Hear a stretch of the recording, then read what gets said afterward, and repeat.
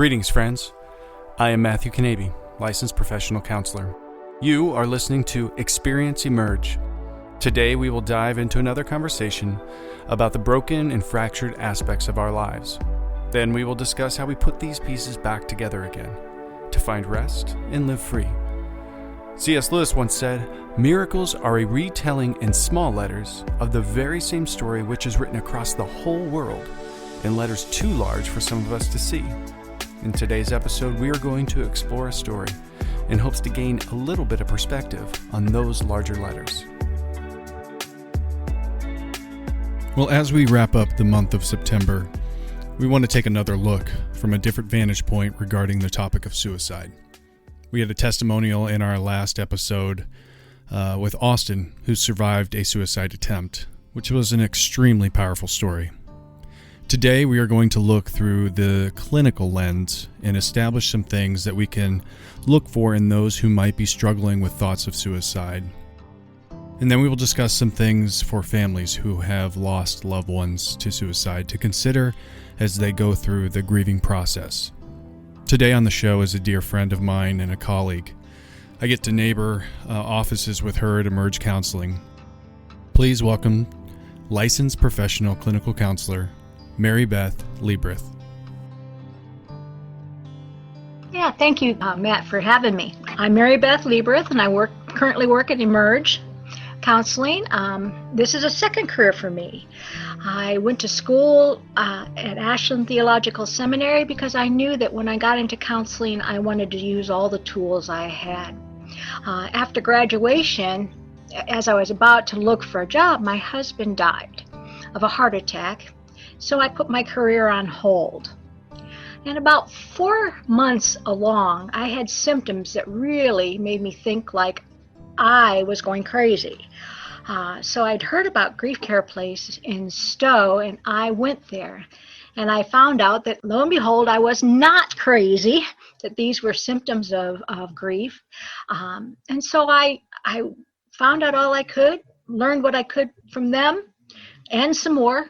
Since grief isn't really taught in our education, since it's not really in the DSM in our Bible, I decided I wanted to give back after that. And so I started independent and group counseling, first at Grief Care Place in Stowe, which is a peer-led facility, and then I also did at Cornerstone of Hope in Independence, which is a clinician-led facility. Some of the groups that I led were specifically for those that were grieving loved ones who had completed suicide. And through those groups, I learned a lot about all sides of suicide, the signs, the risks, the thoughts, what kind of things that those left behind, what they were feeling and thinking. So currently, I'm still on the clinical board at Grief Care Place. But now I do all kinds of counseling at Emerge, whether it's mood disorders, depression, anxiety, marriage counseling, women's issues, or divorce issues. And of course, grief and suicide are woven all through all of those issues. So that's kind of where I'm at now. I want to say thank you for being on this episode with us, because this month of September, we have been focusing on suicide prevention and awareness. And with a lot of your background in the grief work and knowing, a lot of your clinical work has been working with families and individuals who have suffered from suicidal thoughts, ideation, even followed through with suicide, or families that have dealt with that. I appreciate you being here and sharing some of your expertise with us around this subject. In our last episode, I interviewed a young man that actually followed through with the action of wanting to take his own life, but he survived. And it was a really great opportunity for us to have a conversation with somebody who has really experienced that aspect. And today, what I'd like to do with you is kind of come from a little bit more of a clinical perspective and give our audience and listeners some of the things that we're taught in school, in our trainings, in our continued education, and a little bit of background from a clinical mind of some of the things that coincide with those very deep, dark, depressive thoughts, and, the ones that start moving to think about suicide. If you would, and if it would be okay, if we could talk about this word suicidal ideation a little bit, because I don't know that it's a layman term. It's something that we use in our offices all the time. But I think that the steps of suicide are going to be really important for us to define. And then if you can give us some of the other things that you wanted to share regarding suicide, that'd be awesome. Yeah, the suicide ideation, like we use it, is more about just having thoughts of wanting to hurt oneself. It's usually before a plan has been made. So basically, you're just saying, I'm really unhappy. I don't want to be here. And I'm thinking about the fact that if I hurt myself, I wouldn't have to be here. Mm-hmm. Then you move into like suicide attempt. That's where you're making plans and you're planning for it, and you are actually getting ready to check out suicide. Mm-hmm. And then suicide completion is when you've actually done it. Lots of times there's many attempts prior to actually completing suicide. And that's because our own sense of self-preservation is so strong in us. We have to overcome that. That's a natural sense that we have in us, is to self-preservation. So it's not saying that it won't be completed on the first time, but it's saying that oftentimes there are attempts leading up to a completed suicide. Yeah. What might be some of the signs that we need to be looking for, whether it's loved ones, family members, people we work with? What would be things that we need to be looking out for? Well, the obvious ones of wanting to die, or talking about wanting to die or kill themselves, or making plans. If you notice they're making plans for ways to kill themselves, or searching for lethal methods on the internet or some other way, or stockpiling pills or buying a gun. Mm-hmm. Those are some of the ones that are, real obvious. But also just about talking about feeling empty or hopeless, or not having a purpose or reason to live, or talking about great shame or guilt, or talking about feeling trapped, or that there's no solutions. Like when they talk about unbearable pain, or being a burden to others. When they're using alcohol or drugs, that can be a sign. Acting anxious or depressed, or agitated, withdrawing from family members, or doing risky behaviors, talking or thinking about death often. The mood swings, that can be another one. Giving away their possessions could be another one. Changes in eating habit and sleeping habits. And actually doing things that sound like saying goodbye to their family or friends. Those are oftentimes symptoms of it. A couple of the ones that you mentioned that really stick out to me are the withdrawal, when you're noticing that person really kind of pulling away. And I think the other one is giving possessions away. That seems, this doesn't seem like the right time to be giving something like that away. I think that I've seen those in situations, and you and I've talked before about the idea of dissociation. And, sometimes it's not when they're in the deepest depression, it's when the deepest depression comes, and then they move into this like dissociated state where it's like, I'm not depressed anymore. I just don't care. Yeah. I want to give up. That's definitely a sign, especially if they've moved from that. That's a change in them. All of a sudden they seem almost better because they're not quite so depressed, or they seem to be functioning, at least coming over or talking to you, but not really saying much. That's actually not getting better. That's probably getting closer to suicide. You had mentioned a little earlier about some of the stats and things associated with suicide. If you're able to maybe share some of those things to give us a better idea of some of these numbers that we're talking about. It's one of the top 10 leading causes of death in all ages. But obviously younger kids are going to have it more. And there are some things that lead us into that are risks to that, what makes it risks. And that's things like having someone in their family that has committed suicide, prior suicide attempt, or history of mental disorders, those kind of things makes the risk of that a little higher for them to have it. Males are usually a little bit higher than females on completing suicide, but there's a little bit of debate out there whether that's because men choose more lethal methods, where women sometimes use methods that have some time in it, like pills, so there's some time to be discovered or rescued. Yeah, so but also American Indians and Alaskans are the highest group of suicide rates, and then white men after that. What are some of your thoughts? You and I both have been doing a lot of clinical work through this pandemic, and from my perspective, it seems like some of these numbers are kind of going up. And I think anytime we go through, this has obviously been one of the strangest years of my existence. I keep saying that because I don't want to put words in other people's mouths, but I do know it seems to me I'm reading a lot more. I'm hearing a lot more. I'm seeing a lot more people posting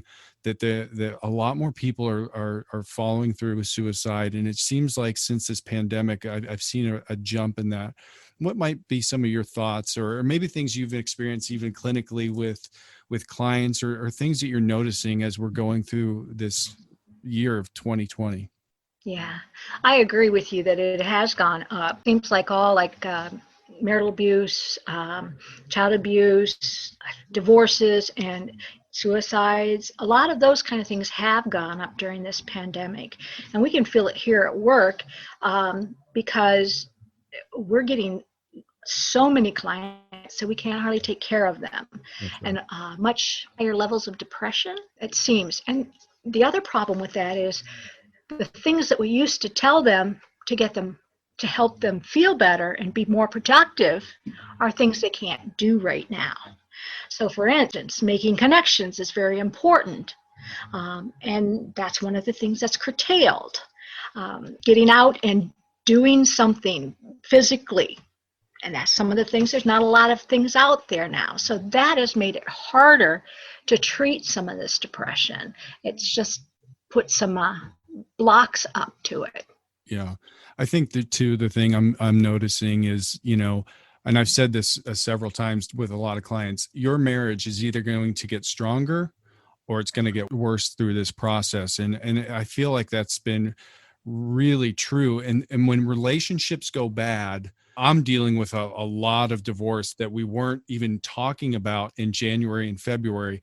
And now a lot of clients are going through divorce, and that's a catalyst. I think a lot of people start thinking about mortality and taking maybe their own life through a failed marriage. And, the stressors that parents are going through, being, accountable to be coaches and teachers and all these roles they have to play. And the other thing too, a lot of people have been hit financially. And I think Absolutely. That's another indicator too, that can be very difficult when you don't feel like you have a way out. Absolutely. And it adds more stress, and it's easier for someone to isolate now and not be as noticed. So that's another one of those risk factors that are those symptoms that you might not notice because, they can just say, I'm being careful of COVID. Yeah. And then they can very easily just separate themselves. So, but yes, there's a lot of detrimental things, a lot of stress that we're seeing going up. And of course, when you have stress, you're going to have more depression and anxiety, and those things are contributing to it. Absolutely. Are there some things that you're suggesting to clients to maybe be able to do to, during this time? Because as you said before, there's a lot of coping mechanisms. There's a lot of things that we would utilize with clients in the past that aren't necessarily maybe appropriate right now. What might be some things that if somebody's listening right now going, I need a de-stressor, I need to do some things to reduce some of the anxiety or depression in my life, what would you suggest in a time like this? Well, definitely physical exercise. Getting out, actually getting moving is very, very helpful. Even if you don't feel like it, doing it anyways, and just doing it because you need to. It's fast coming to the winter, and I kind of hate that, because at least in the summer we can get outside and we can at least, breathe and have some space. But it's coming up quickly that's going to even curtail more. Mm-hmm. I also encourage people to connect in any way they can, even if it's just sending a card to somebody, because that connection, any kind of connection, will help you to feel better about yourself. I encourage them just to even say something nice to the cashier at the grocery store, or just, it's hard to smile at somebody, but make right. sure that you're saying something to somebody, even just saying hi. Yeah. And making eye contact are some of the ways that you can, do something for yourself. Getting yourself busy with hobbies. That's another thing you can do. Creating a hobby, learning something, anything that gets your mind active and moving forward. Yeah, I think that's really good. I think we have to be creative in these times, because the traditional things that we've done in the past aren't necessarily the best things for us to be doing currently. But there is something to, being creative and coming up with some hobbies and coming up with ways to connect. And I think, obviously, some of these platforms like Microsoft Teams or Zoom, I'm on them every single day. Like every day I'm utilizing these, for work, but also it's been the way we've been connecting with our family and friends that, we normally would be seeing on a regular basis, which we don't.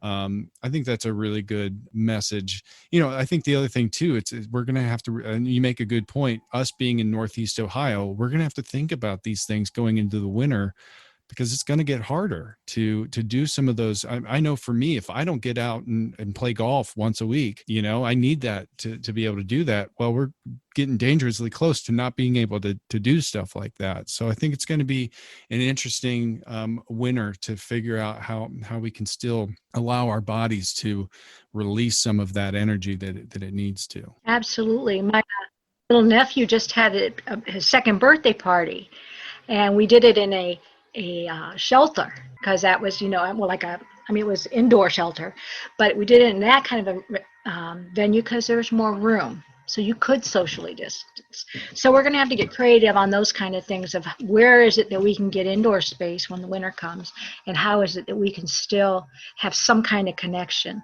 Yeah. We've been talking a lot about the idea of suicide prevention. There are families out there that have already lost family members, loved ones, friends, children to suicide, which is kind of the other side of the coin when somebody has already followed through with suicide. What might be some things, because I know that you've worked with this population of families, spouses, kids of family members who have followed through and have completed suicide. What are some of the things that we should be focusing on for them too, and not forgetting the pain that they've experienced? Well, first of all, like any grief, the best thing you can do is just be there. It's not about saying the perfect words. It's not about doing the right thing. It's just showing up. And that's one of the things you can do for them too. And recognize that they're probably feeling a lot more condemnation than other forms of grief. If someone dies of a heart attack, you can say, and they say, what happened? You say they had a heart attack. Mm-hmm. But when someone dies by suicide, you say, well, what happened? And it automatically makes you want to answer that question with something solid. And there usually isn't something, because nothing you say sounds like it's bad enough mm-hmm. to actually take a life. And it isn't, but it is in that person's mind. It also somehow sets up the person who's lost the person with a kind of why didn't you do more kind of a thing, or should I have done more? And a lot of these are internal feelings, but some of them are, we're getting better at that, but we still do have some prejudice against this kind of grief, and we have to be sensitive to that, to other people, and just understand that they are struggling with stuff that none of the rest of us have to even think about when we're dealing with grief. I mean, I couldn't imagine what that would be like. And, if somebody's listening and they're experiencing this and they maybe have lost a loved one, would you encourage them to get counseling, or where do you think someone who is listening, where do they start with that process of grieving?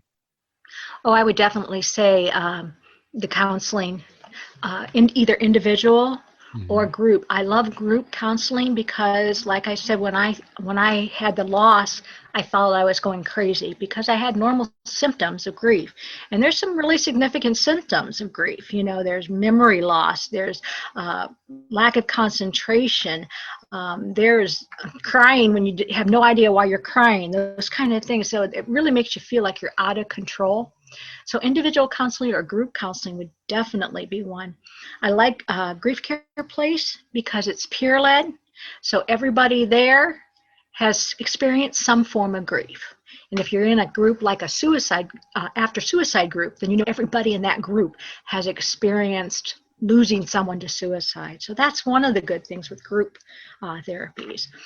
The clinician-led ones are very, very good because they're going to know more of the theories and that kind of thing. So they're going to give you more programs. So it's just kind of what you're based on, where you want to go. Do you want programs, or do you want somebody to understand as to which kind of a place you would go? Yeah. Those are really good. I'd also want to say to people that have lost someone who's completed suicide, that it is normal to think, what could I have done? It's normal in any grief to think that, or if I just would have, that wouldn't have happened. We do that whether it's heart attack, cancer. We always want to say, well, if I was just there, if I just seen the doctor a little bit sooner. We always have those thoughts no matter what. But in someone who's committed suicide, we have that added responsibility of we were somehow responsible for that person. Yeah. So it goes a little deeper, but just to understand that is a normal feeling. Just don't beat yourself up over it. Yeah. I think it's really helpful by you saying that. I mean, oftentimes when we feel like we're alone, when we feel like we're on an island, that's when the feelings of guilt and the shame and all of the feelings that really it's not anyone's responsibility. And so I love the fact that you brought up group, because I know, in my clinical career, a lot of times clients are like, oh, I don't want to do group work. But getting that identifiable, sitting next to somebody that's experienced something like you really is very therapeutic. And I think a lot of times it takes a lot of work to be able to be comfortable to get into a group and share such a difficult story. But I think it's so healthy to do that. And I know groups are happening now, and I'm sure a lot of them are still using, Zoom or another platform. So you can still have that interaction, but just the human experience of somebody saying, I understand how you feel because I've gone through this, is one of the biggest things that we can do to another human being. Do you feel that way? Oh, absolutely. I know that when I walked into that group at Grief Care with my own grief, when people started talking about the same things, and I thought 4 months was a long period. I thought I was well over it by then. I had no understanding of what was really involved in grief. And when other people were saying, yep, that's normal, I experienced that too. That was a very comforting feeling, it gave me some reassurance that, I wasn't that odd person out. I wasn't having a mental breakdown.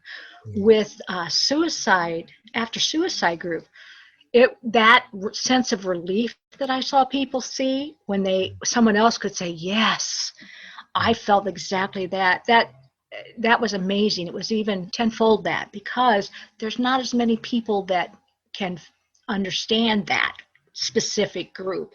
And it's a very hard group because we want to help people and we feel helpless when someone commits suicide. Yeah. That's really good. Maribeth, is there anything else you would like to share with our audience today? Is there anything that comes to mind that you feel like, before we end our time today, this is something that we really want to share? Well, yeah, first of all, I want to share the National Suicide Prevention Lifeline. So if you know someone that's suffering, or you can get them to that line, it's 1-800-273-TALK. That's a great line. That's a great resource. If you think someone's going to commit to or is thinking about suicide, then you want to get them to help. You want to not be afraid to call 911, take them to the hospital, encourage that, making sure they get to professional help, because as laymen, we don't know how to handle this. We also want to keep them safe. If we see things that they're doing that are risky, that are indicators of might be potential suicide risks, like stockpiling pills, we want to take them. We want to be aggressive on that to actually keep them safe. And then we want to stay connected, because that connection is probably the number one thing that will lower the suicide rate, is people realizing that people are connected. And it's very hard for someone who is contemplating suicide to really feel that connection. So following up, checking in with them, those kind of things are really can help with someone who's struggling. Yeah. And I love that idea of being aggressive with that stuff, because the thing is, the person who might be struggling might be angry or frustrated with you, but it's much better for them to be alive and be frustrated with me than for them not to be here at all. I mean, I literally have had families lock up all the knives, all the pills, like, the client had no access whatsoever. And I know that was frustrating, even to the point where it's like, well, what am I supposed to do if I eat a steak? I don't know. You're going to have to figure it out, but you're not getting a knife right now. It's just not going to happen. But, we say this all the time. It's like suicide is, trying to make a temporary problem end, but you're doing it permanently. And so oftentimes we talk about, that life comes at us like a storm. There's a beginning, there's a middle, and there's an end. And that person who follows through with suicide never allows that storm to process through, because they feel like it's never going to end. But the thing is that too shall pass. Absolutely. The one other thing I wanted to make sure that people understand is it's okay to say, are you planning on killing yourself? Are you planning on hurting yourself? That does not raise the rate. That's been proven that it does not raise the rate of suicide. In fact, it shows that somebody is connected and understands at least a bit of it. So don't be afraid to say, are you going to hurt yourself? Yeah. You're doing some things that are really odd. Tell me about that. Or even saying, if you were going to, how would you do it? That's right. Because that tells them that how far they're thinking on, do they have a plan? Are they doing things that are actively going into that area of suicide? So those are things you can do. And like I said, as soon as you hear that, don't try to help it on yourself. Get help. That's right. I'm so glad you mentioned that. I mean, we're trained to do that. It's like, we know as therapists, the moment somebody enters your office or you're in a situation, like, I don't hesitate. Are you contemplating suicide? I mean, I'll be bold. And we know from research that doesn't implant an idea into that person's mind, but we're assessing the situation to get a better idea of where is this person at in the stages of suicide, and are they contemplating, or they have ideation, or do they have a plan? Or I've had clients saying, I'm leaving this office and I'm going to go and follow through with suicide, and they have a plan and everything. It's like, it by me asking them if they're thinking of suicide, it didn't implant that plan into their mind. Absolutely. And we are so afraid to ask. Maribeth, I appreciate you so much. I appreciate your time and your wisdom on this. And for those listeners who don't know, Maribeth is my neighbor at work, and I'm so bummed because I haven't been at work for, I don't even know how long it's been now, but it's like way too long. It's been way too long, but it's good to see you on the screen, and I certainly miss us crossing in the hall and being neighbors in offices and stuff. But thank you so much for your time today. I appreciate it very, very much. You're welcome. Thank you for having me. Because we're at the end of September, it doesn't mean we're at the end of this conversation. I hope Maribeth was able to bless you with some more information around this topic. I really want to thank her for her time and her knowledge. We have some great resources on our website at emerge.org/suicide prevention. It's free. So please utilize that. If you're someone or you know someone who might be considering or contemplating suicide. We thank you for listening. Please check out all the social media sites for Emerge Ministries.